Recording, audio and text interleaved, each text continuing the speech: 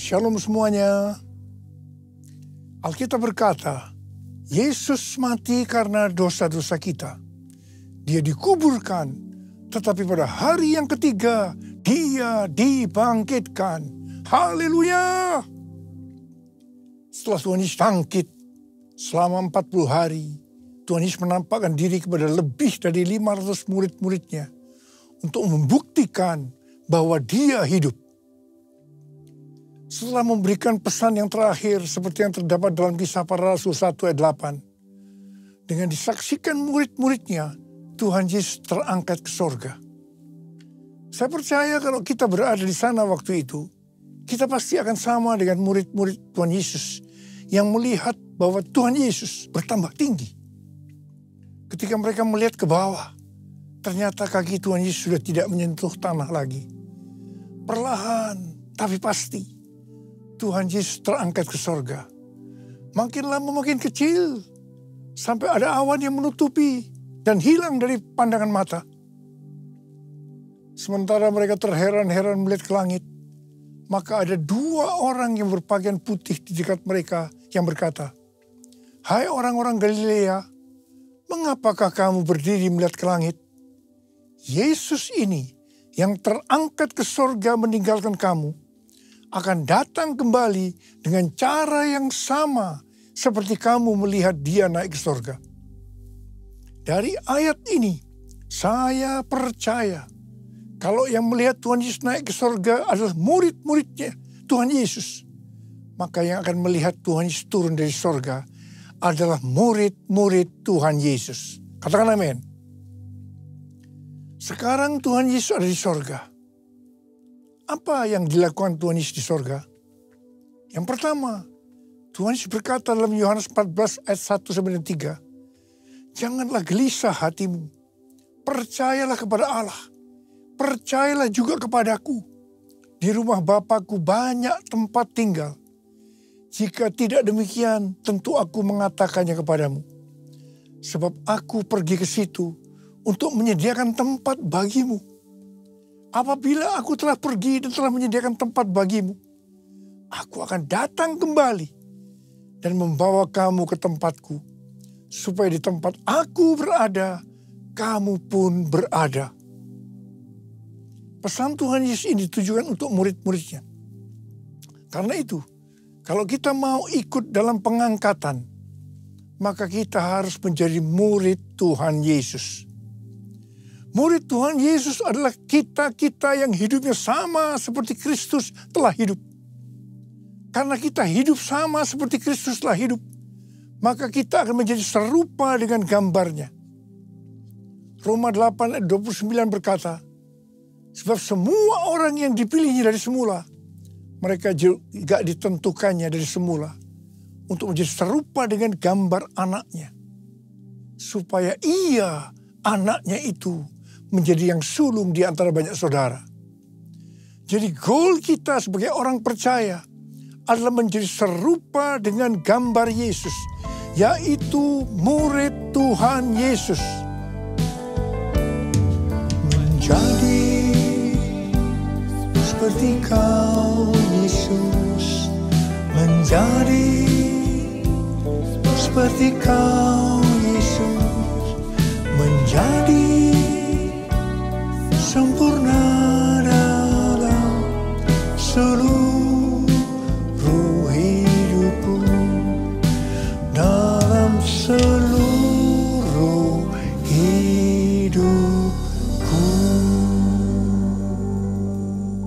Hal kedua yang dilakukan oleh Tuhan Yesus di sorga adalah sesuai dengan Ibrani 7 ayat 25 yang berkata, "Karena itu, Ia sanggup juga menyelamatkan dengan sempurna semua orang yang melalui Dia datang kepada Allah.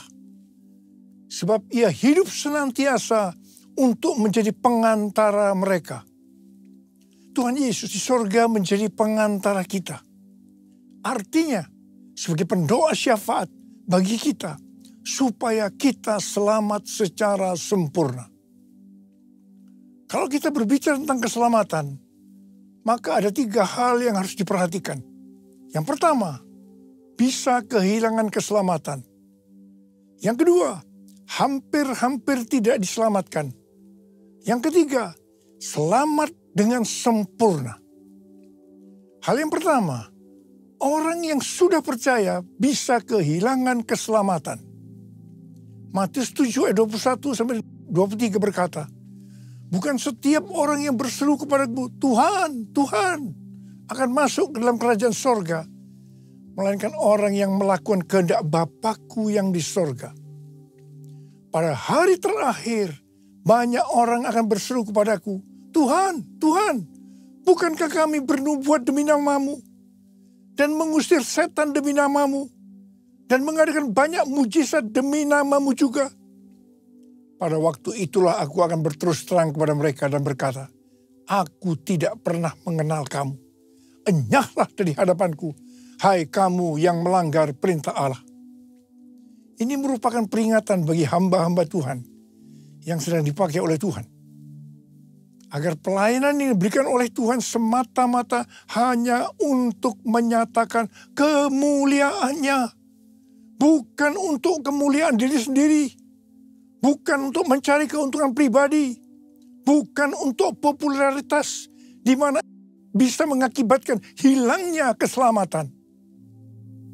Contoh seorang murid yang kehilangan keselamatannya adalah Yudas. Yudas mengikut Yesus begitu lama. Bahkan dicatat dalam Lukas 9 ayat 1 sampai dengan 6. Ia bersama murid-muridnya yang lain pernah melakukan berbagai mujizat dan pelayanan kesembuhan. Namun ia akhirnya memilih meninggalkan Tuhan. Maka hilanglah keselamatannya. Hal yang kedua, mengenai hampir-hampir tidak diselamatkan. 1 Korintus 3 ayat 10 sampai dengan 15 berkata, bahwa kita membangun hidup kita ini dengan dasar Yesus Kristus. Pertanyaannya, bahan apa yang kita gunakan untuk membangun kehidupan kita ini? Apakah dengan bahan emas, perak, batu permata, ataukah dengan bahan kayu, rumput kering atau jerami? Semua ini akan nampak pada hari Tuhan saat pekerjaan kita diuji dengan api. Jika pekerjaan kita tahan uji, artinya tidak terbakar karena terbuat dari bahan emas, perak, dan batu permata, maka kita akan mendapat upah. Tapi sebaliknya kalau pekerjaannya itu terbakar karena bahan yang digunakan adalah kayu, rumput kering, atau jerami, maka akan menderita kerugian. Selamat sih selamat, tetapi seperti keluar dari dalam api. Artinya hampir-hampir tidak diselamatkan. Hampir-hampir tidak diselamatkan dapat diartikan. Yang pertama, kehilangan upah atau pahala. Yang kedua, kedudukan yang rendah di sorga. Yang ketiga, kehilangan kesempatan pelayanan dan kekuasaan di sorga. Yang keempat, kehilangan kemuliaan dan kehormatan di hadapan Allah. Mari, saya akan ajak kita semua untuk memperhatikan dengan serius pekerjaan pelayanan kita, juga termasuk kualitas kehidupan. Jangan menjadi orang Kristen yang acuh tak acuh, agar kita mendapatkan upah di sorga. Yang mau katakan amin. Yang ketiga, Tuhan Yesus berada di sorga untuk mendoakan kita agar mendapatkan keselamatan yang sempurna.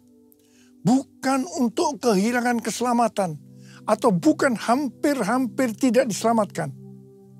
Supaya doa Tuhan Yesus ini terjadi, maka sesuai dengan 2 Petrus 1 ayat 5 sampai 11, dikatakan bahwa kita harus dengan sungguh-sungguh berusaha. Sungguh-sungguh berusaha untuk menambahkan kepada iman kita kebajikan. Artinya berbuat baik. Kemudian ditambahkan lagi pengetahuan. Kemudian tambahkan lagi dengan penguasaan diri. Tambahkan lagi dengan ketekunan. Tambahkan lagi dengan kesalehan yang artinya hidup kudus.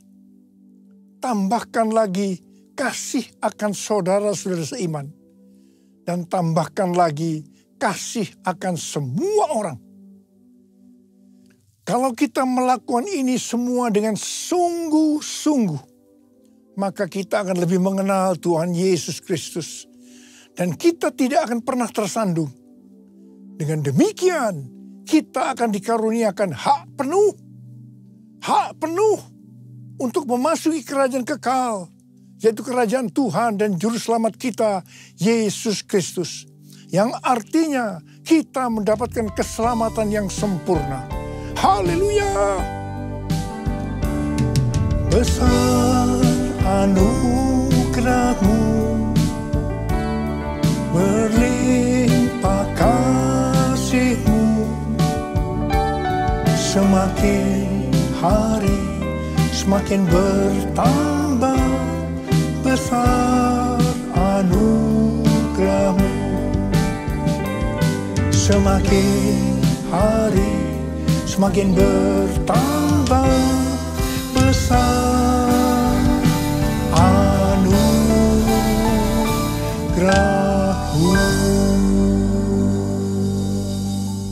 Hal ketiga yang dilakukan oleh Tuhan Yesus di sorga adalah mencurahkan Roh Kudus. Pesan yang terakhir dari Tuhan Yesus untuk murid-muridnya sebelum ia terangkat ke sorga terdapat dalam Kisah Para Rasul 1:8 yang berkata, "Tetapi kamu akan menerima kuasa kalau Roh Kudus turun ke atas kamu, dan kamu akan menjadi saksiku di Yerusalem dan di seluruh Yudea dan Samaria dan sampai ke ujung bumi." Setelah memberikan pesan yang terakhir ini, Tuhan Yesus naik ke sorga. Setelah itu apa yang dilakukan oleh murid-muridnya? Mereka pergi ke Yerusalem dan berkumpul di ruang atas atau kamar loteng. Mereka melakukan ini karena Tuhan Yesus yang menyuruh mereka agar tidak meninggalkan kota Yerusalem, karena mereka akan dilengkapi dengan kekuasaan dari tempat tinggi. Tuhan Yesus berkata, "Sebab Yohanes membaptis dengan air, tetapi tidak lama lagi kamu akan dibaptis dengan Roh Kudus." Murid-murid yang berkumpul berjumlah sekitar 120 orang. Kisah Para Rasul 1 ayat 14a berkata, mereka semua bertekun dengan sehati dalam doa bersama-sama.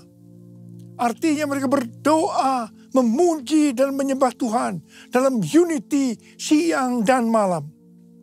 Ini adalah prinsip restorasi Pondok Daud. Ini adalah prinsip menara doa.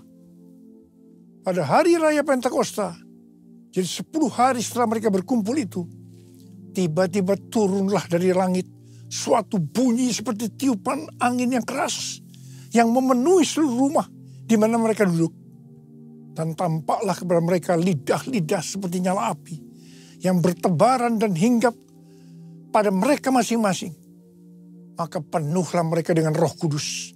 Lalu mereka mulai berkata-kata dalam bahasa-bahasa lain seperti yang diberikan oleh Roh itu kepada mereka untuk mengatakannya.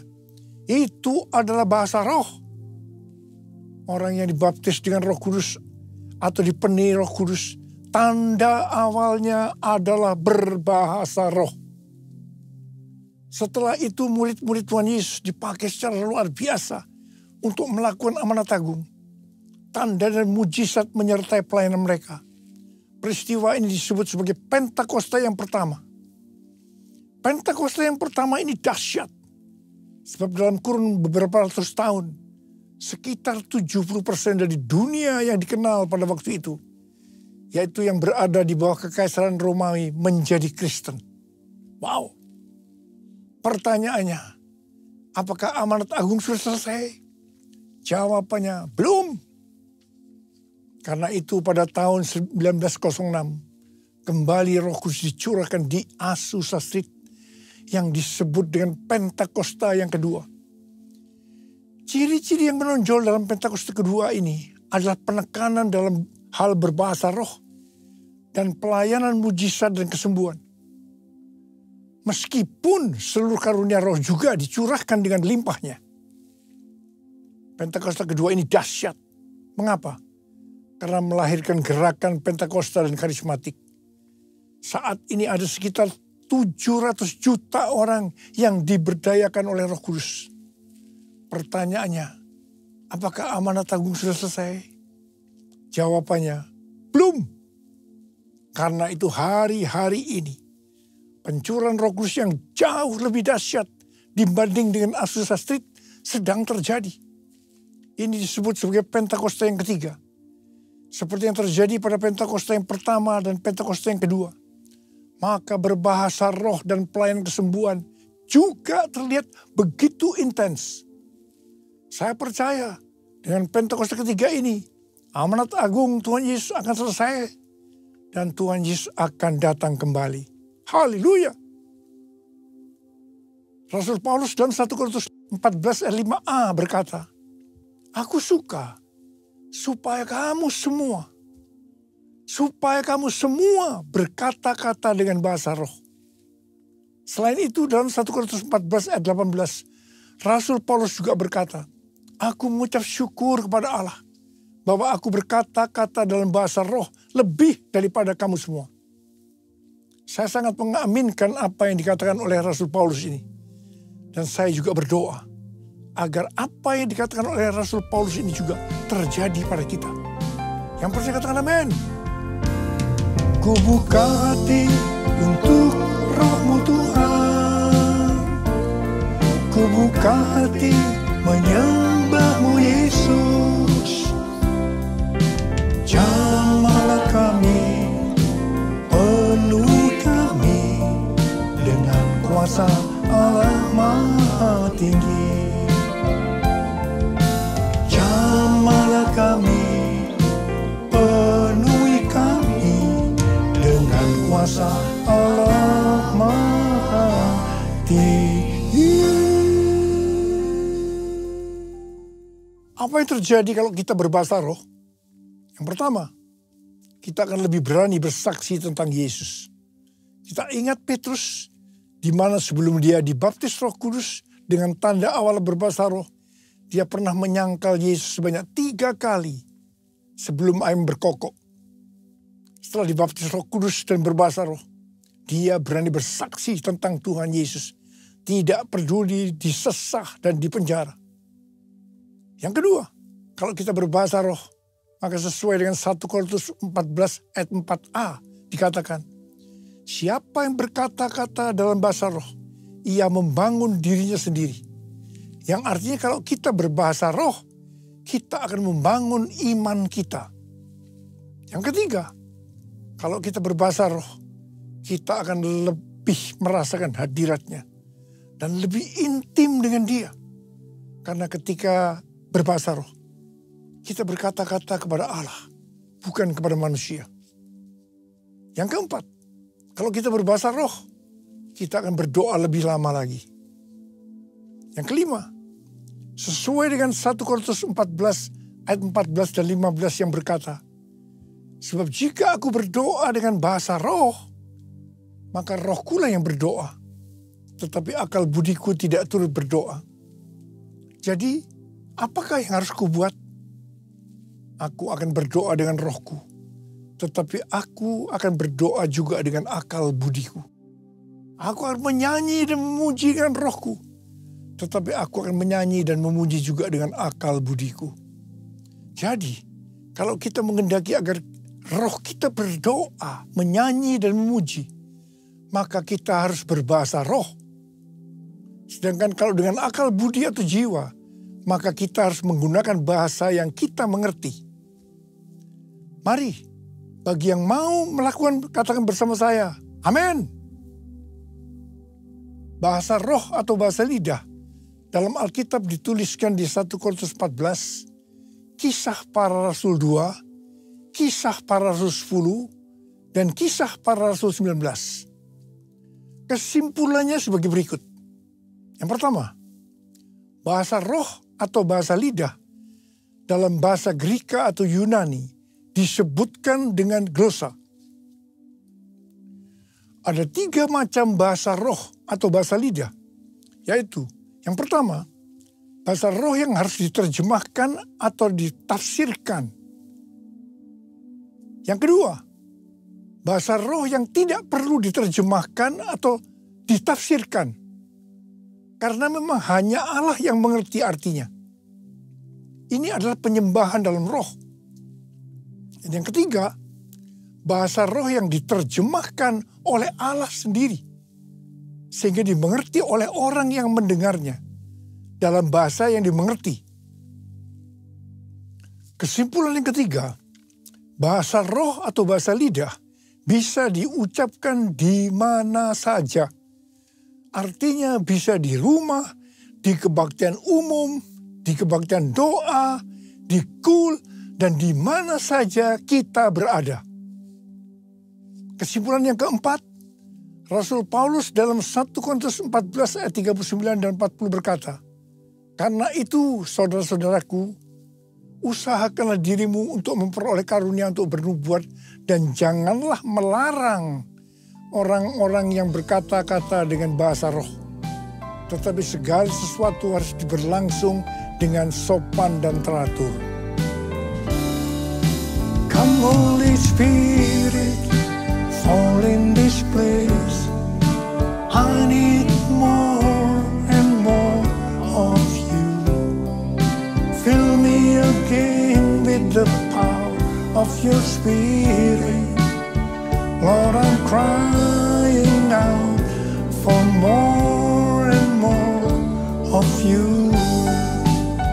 Lord, I'm crying out for more and more of you. Memasuki tahun 2025, tahun yang penuh dengan ketidakpastian, tahun di mana bencana alam, peperangan, krisis ekonomi yang makin menghebat, tahun di mana keadaan akan menjadi semakin sukar. Tuhan memberikan tuntunannya. Yang pertama, sesuai dengan Mazmur 27 ayat 14, nantikanlah Tuhan, kuatkanlah dan teguhkanlah hatimu. Nantikanlah Tuhan. Artinya kita harus berharap hanya kepada Tuhan. Katakan amin. Yang kedua, lebih banyak berbahasa roh. Yang ketiga, Tuhan akan menuntun melalui tiang awan dan tiang api. Karena itu kita harus banyak berada dalam hadiratnya, supaya kita peka terhadap tuntunannya. Ingat, memasuki tahun 2025 yang seperti ini, justru tema tahun 2025 adalah tahun penuaian. Saya berdoa agar pengurapan Tuhan turun ke atas kita sekarang ini. Pengurapan yang akan memberikan kuasa untuk menyelesaikan amanat agung. Dan pengurapan yang memberikan kuasa untuk menerima dan menikmati penuaian berkat secara materi. Haleluya! Mari, angkat tangan kita. Nyanyikan lagu ini. Curahkanlah kuasa-Mu Tuhan. Mujizat terjadi di tempat ini. Curahkanlah kuasa-Mu Tuhan. Mujizat terjadi sekarang ini. Curahkan ya Tuhan. Curahkanlah kuasa-Mu Tuhan. Mujizat terjadi di tempat ini. Curahkanlah kuasa-Mu Tuhan. Mujizat terjadi sekarang ini.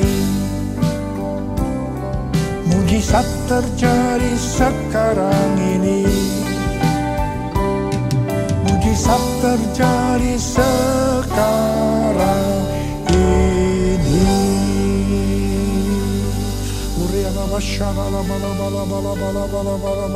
Berbahasa roh.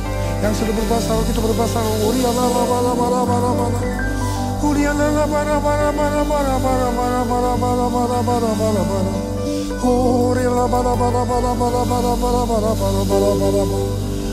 Curahkan Tuhan.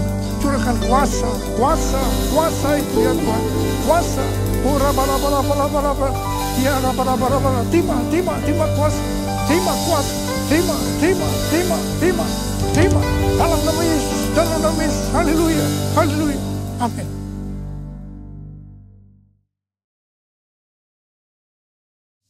Kita akan masuk ke dalam perjamuan kudus. Kita akan mengingat ayat ini. Sebab setiap kali kamu makan roti ini dan minum cawan ini, kamu memberitakan kematian Tuhan sampai ia datang. Perjamuan kudus adalah perjamuan Tuhan Yesus sendiri. Setiap kali kita masuk dalam perjamuan kudus, Tuhan Yesus selalu berkata, biarlah ini menjadi peringatan akan aku. Peringatan akan aku. Karena itu mari arahkan hati kita kepada kebaikan Tuhan. Agar kita lebih mengasihi Tuhan Yesus. Lebih mengasihi satu dengan yang lain. Mari tundukkan kepala. Bapa, siapakah kami sebelum kami mengenal Engkau? Kami semua orang berdosa. Upah dosa adalah maut, mati. Tapi Engkau yang tidak berdosa telah dijadikan dosa oleh karena kami semua. Engkau harus turun dari sorga mulia, mati ganti kami dengan penderitaan yang luar biasa. Sungguh kalau kami pikirkan betapa baiknya Engkau ya Aba. Engkau jadikan kami sebagai anak-anak-Mu. Engkau tuntun, Engkau bela, Engkau berkati. Engkau juga tegur kalau kami salah. Engkau juga hajar kalau kami salah. Itu Engkau ya Aba. Itu Engkau. Terima kasih Aba. Tuhan akan memberkati kita melalui perjamuan kudus. Tapi Tuhan mau kita makan dan minum dengan cara yang benar. Karena itu masing-masing berdoa. Lihat keadaan dirimu masing-masing. Jangan menyimpan dosa. Kalau ada dosa yang Tuhan ingatkan saat ini, selesaikan. Minta ampun. Minta ampun supaya diberkati. Ampuni saya Tuhan. Ampuni, ampuni, ampuni. Ampuni. Bapa, Kau melihat anak-anak-Mu sedang meminta ampun kepadamu. Bapa, terima kasih. Berkatilah. Berkatilah anak-anak-Mu semua. Kami akan masuk dalam perjamuan kudus dengan hati yang penuh ucapan syukur. Dalam nama Yesus kami berdoa. Amin. Mari, angkat roti di tangan kanan kita tinggi-tinggi. Sebab apa yang telah kuteruskan kepadamu telah aku terima dari Tuhan. Yaitu bahwa Tuhan Yesus pada malam waktu ia diserahkan mengambil roti. Dan sesudah itu ia mengucap syukur atasnya. Ia memecah-mecahkannya dan berkata, inilah tubuhku yang diserahkan bagi kamu. Perbuatlah ini menjadi peringatan akan aku. Saudara kasih Tuhan, bukankah roti yang kita pecah-pecahkan ini adalah persekutuan kita dengan tubuh Kristus? Mari kita makan dalam nama Yesus.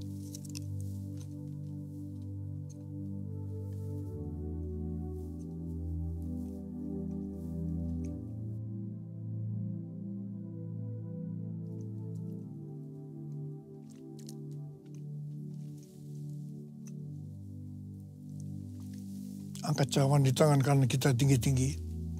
Kemudian juga ia mengambil cawan sesudah makan lalu berkata, cawan ini adalah perjanjian baru yang dimeteraikan oleh darahku.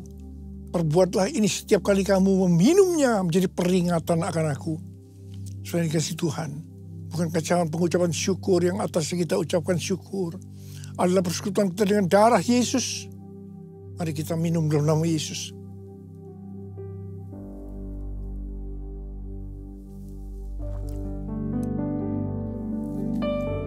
Ucapkan syukur dan terima kasih dengan suara. Jangan diam. Oh Yesus. Oh Tuhan, terima kasih ya Tuhan. Terima kasih ya Tuhan. Tuhan, terima kasih ya Tuhan. Terima kasih ya Tuhan. Yesus, Kau melihat anak-anak-Mu ya Tuhan. Kau melihat anak-anak-Mu. Saat ini Kau sedang menyembuhkan yang sakit. Kau sedang membebaskan yang terikat. Kau menghibur yang susah. Kau menguatkan yang lemah. Kau memberikan pengharapan yang baru bagi yang datang dengan karena putus pengharapan. Tuhan, terima kasih. Tuhan, terima kasih. Terima kasih. Terima kasih. Terima kasih. Terima kasih Yesusku. Terima kasih Yesusku. Puji syukur hanya bagi Tuhanku. Terima kasih Yesusku. Terima kasih Yesusku. Puji syukur hanya bagi Tuhanku. Terima kasih. Terima kasih Yesusku. Terima kasih Yesusku.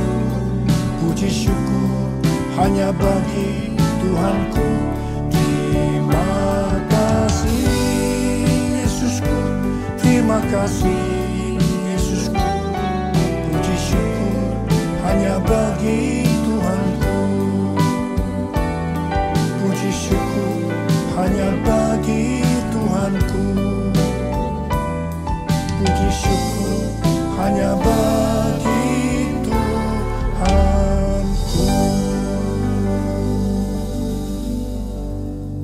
Terimalah berkat Tuhan, kasih karunia yang berlimpah-limpah daripada Allah Bapa dalam Anak yang tunggal Yesus Kristus, persekutuan yang manis dengan Roh Kudus menyertai kita semua mulai hari ini sampai Tuhan Yesus datang menjemput kita di awan-awan dan bahkan sampai selama-lamanya.